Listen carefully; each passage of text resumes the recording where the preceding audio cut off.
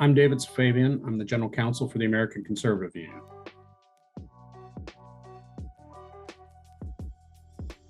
I think the most pressing issue right now is partisanship.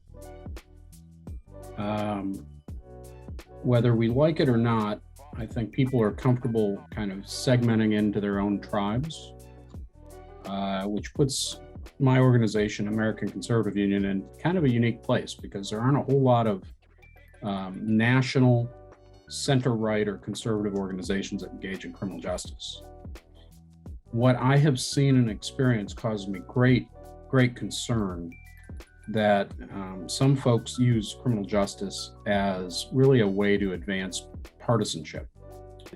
28 states right now have Republican-controlled legislatures. 21 of them are unified control by Republicans. And if we go down a path where criminal justice reform becomes just another litmus test issue, right? Abortion, tax cuts, global warming, if it becomes just another one of those issues, we will lose opportunities to do meaningful reform in red states across the country. And what does that mean? That means that while we may feel good about ourselves segmenting into Democrat and Republican circles, it means we don't get a whole heck of a lot done.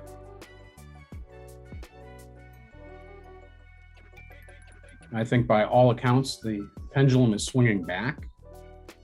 There is much more of a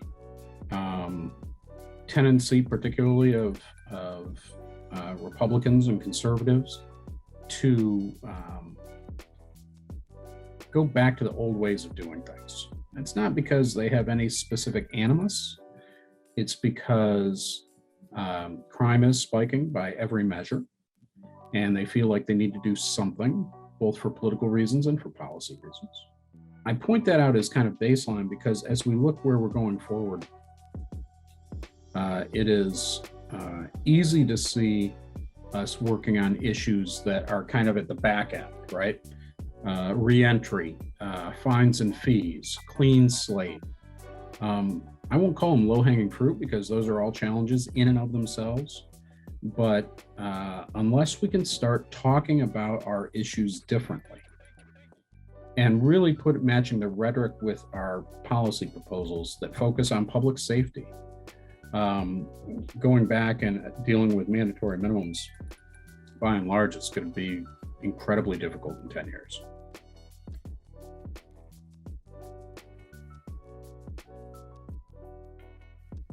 In terms of my career, I think I'm most proud of the work we've done in Mississippi. Mississippi is not known as a terribly friendly state for criminal justice. And last year, we were able to get through, by working with both sides, legislation that allowed for more people who have been convicted under the habitual offender statute there, get them at least considered for parole. Mississippi has this really hard set of statutes on repeat offenders. They call it the big habitual and the little habitual. And essentially they're different versions of 3 strikes, but what can happen, and one of the cases that really got us motivated in Mississippi was a woman who had a couple of minor run-ins with the law gets pulled over by a sheriff. He finds a marijuana cigarette in the car. And lo and behold, under the little habitual, she ended up being sentenced to 60 years. Not a violent criminal. Nobody was going to benefit from a 6-decade sentence for someone who has a joint in her car. But taxpayers were going to pay for it, and she was going to be torn away from her family and likely die in prison. Working with the legislature and the governor there, we worked out a parole process that at least gives these people the opportunity to apply, and the parole board down there has actually granted a pretty significant number of applications, and we're giving a whole class of people that were sentenced to prison with very little hope an opportunity to go back out and prove their redemption. Now, if we can do it in Mississippi, we can do it anywhere, and that one was really very heartening for me.